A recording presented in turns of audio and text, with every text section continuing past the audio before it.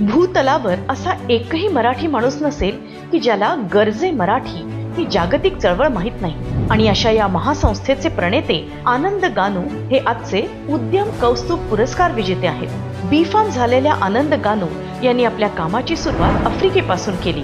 यानंतर अनेक देशात काम करता करता भारतामध्ये 2 फार्मास्युटिकल कंपनी सुरू केल्या।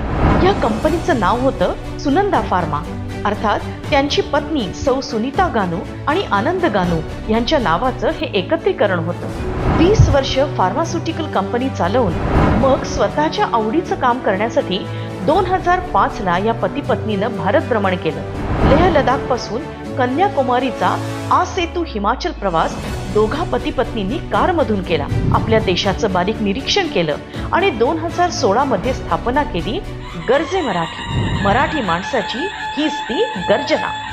जगातल्या मराठी माणसांनी एका प्लॅटफॉर्मवर यावं, त्यांच्यामध्ये आदान प्रदान व्हावं, त्यांचे उद्योग वाढावे, समृद्धी वाढावी आणि जगामध्ये मराठी माणसाची समर्थक गर्जना असावी, म्हणूनच गर्जे मराठीची स्थापना झाली आणि एका अर्थाने त्यांना आयुष्याचा हेतू सापडला।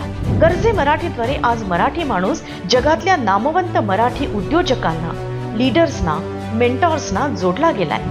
गर्जे मराठीची बिझनेस समिट हे अमेरिका, लंडन, भारत अशा अनेक देशांमध्ये होत असतात आणि आज गर्जे मराठीची व्हर्च्युअल अकॅडमी सुद्धा आहे, ज्यामध्ये जागतिक तज्ञ मराठी तरुणांना विविध दृश्य माध्यमातून मार्गदर्शन करतात। अमेरिकेमध्ये आपलं स्वतःचं विद्यापीठ असावं अशी गानू सरांची इच्छा आहे। गर्जे मराठी ग्लोबल इनोव्हेशन अकॅडमीद्वारे अनेक मराठी तरुणांना, उद्योजकांना ते मार्गदर्शन करतायत आणि इतकंच नाही तर थेट मदतीचा हात देतायत। गानू सर, आपल्या माय मराठीची मान तुमच्यामुळे अधिक उंच झालीय। आपल्याला उद्यम कौस्तुभ पुरस्कार देताना बघणं हे म्हणजे लाभले आम्हास भाग्य।